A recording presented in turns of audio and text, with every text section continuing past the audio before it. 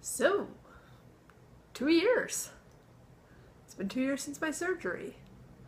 Doesn't seem like that should be physically possible, but I think by the laws of time and space it must be. In terms of numbers and health, my weight has been stable for over a year now. My weight fluctuates by about 6 pounds, so 3 pounds up, 3 pounds down. And I feel fantastic unless I'm exhausted from work travel, which happens a little more often than I'd like sometimes. Since updates saying, hey, things have been exactly the same for the last 400 days aren't tremendously interesting, I thought I'd try to take something in a slightly different direction.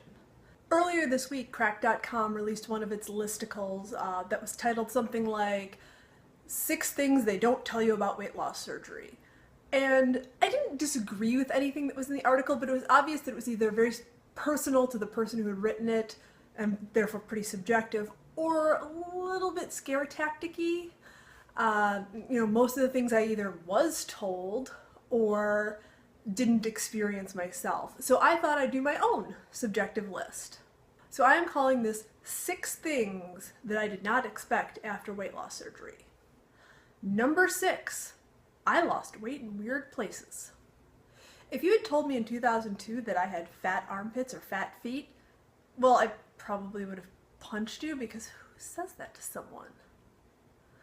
But to be totally honest, I kind of did have fat feet and fat armpits, or at least fat in my feet and in my armpits. The feet thing is a little less weird in hindsight. I had gained about a half size as I was gaining weight, but I actually attributed it to normal aging process type thing. So it makes sense that I would lose that half a shoe size as I lost weight. However, the armpit thing was really weird. So I've been shaving my underarm since I was 11 or 12 years old pretty regularly. And I just thought that the experience was you shave this flat area and it's done. I never understood why people complained about it. I never understood why anybody would have a problem doing it. Now all of a sudden everything's like concave and like hollow and like it's really hard to shave it now. Like I thought I just had flat armpits, but it turned out I had chubby joints. And sometimes I'll find myself in the shower just longing for my formerly obese armpits just so I don't bleed out in the shower while I'm trying to shave. Number 5. I am not secretly a good dancer. I don't think it's something I've ever consciously thought, but because I admire dancers so much, I think there's a part of my brain that believed that without the weight holding me back, I would suddenly become like J-Lo in her Fly Girl days. Now that I can't blame the weight or even a lack of athleticism, I really have to face the fact that I'm just kind of an awkward dancer.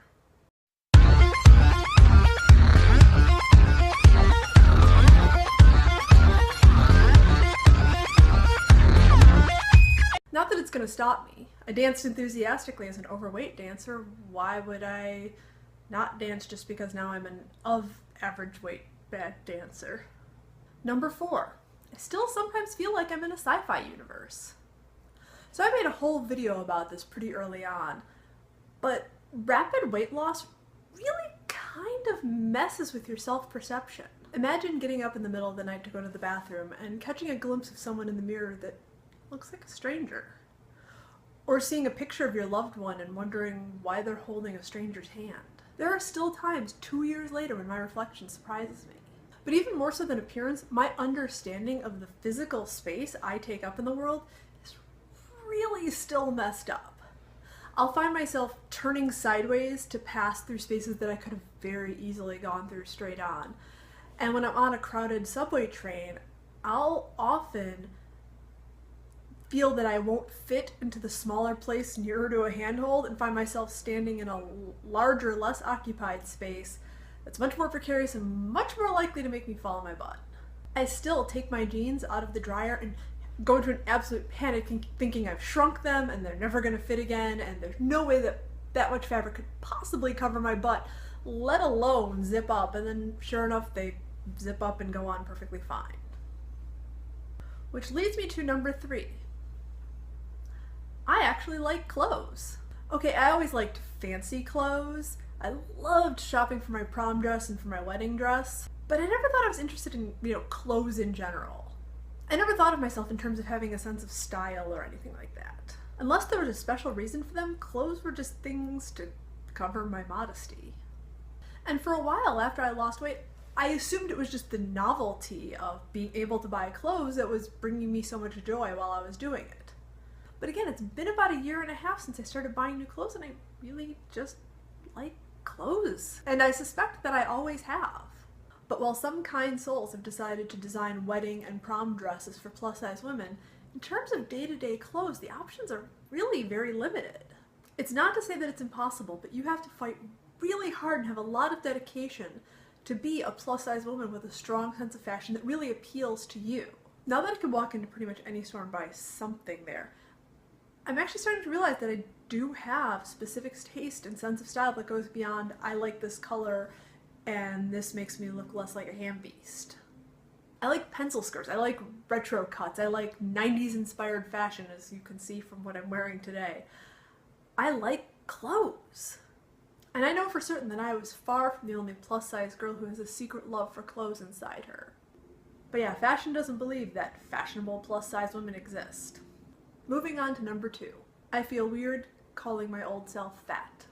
As I've mentioned before, I am still a strong believer in the healthy at every size movement. I do not believe that fat should be an insult. It's a descriptor, just like short, tall, brunette, blue-eyed, whatever. Before the surgery, I routinely called myself fat. I had no problem with the term. Like Randall and Clerks, I was reclaiming it. It wasn't an insult to call myself that. But now that I have a normal BMI, I realize that it sounds like I'm disparaging my former body type when I call it fat. I'll talk about back when I was fat or say things like that, and people will get concerned or even offended. Because even though it was my body, since I no longer fit the descriptor, it sounds like I'm insulting it.